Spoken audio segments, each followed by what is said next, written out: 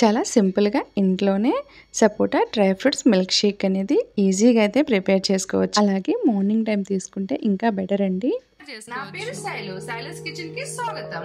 ఇక్కడ నేను సపోటాలు నీట్గా కడిగి క్లీన్ చేసి తీసుకున్నానండి. ఆ పైన ఇలా 2 భాగాలుగా అయితే కట్ చేసుకుంటానండి. ఇలా కట్ చేసుకున్న తర్వాత ఇక్కడ కొంచెం ఇలా వైట్ పార్ట్ ఉంటుంది కదా, దాన్ని తీసేస్తాను. ఆ పైన ఇక్కడ నేను ఇలా తోలు కూడా తీసేసుకుంటానండి. అన్నిటినీ ఇలా రెడీ చేసి అయితే ఉంచుకుంటాను. అలాగే మిక్సీ జార్లోకి ఇలా జ్యూసర్ జార్ ఉంటుంది కదా, దాంట్లోకి వేసుకొని దీంట్లో డేట్స్ వేసుకుంటాను. అలాగే కాజు, అలాగే కొంచెం బాదం అనేది వేసుకుంటున్నానండి. వేసుకొని ఇక్కడ నేను కాచి చల్లార్చిన పాలను అయితే యాడ్ చేసుకున్నాను. ఇలా వేసుకొని మూత పెట్టేసి అన్నీ బాగా నలిగేంత వరకు అయితే గ్రైండ్ చేసుకుంటాను. చూడండి, చాలా టేస్టీ అండ్ యమ్మీగా ఇలా సపోటా డ్రై ఫ్రూట్స్ మిల్క్ షేక్ అనేది రెడీ అయింది కదా. ఈ షేక్ని మనం పిల్లలకి ఇస్తే పిల్లలు చాలా ఇష్టంగా అయితే తాగుతారండి. కొన్నిసార్లు వాళ్ళు ఫ్రూట్స్ తినడానికి ఇబ్బంది పడుతూ ఉంటారు కదా, అలాంటప్పుడు ఇలా షేక్స్ అయితే బాగా ఉపయోగపడతాయి.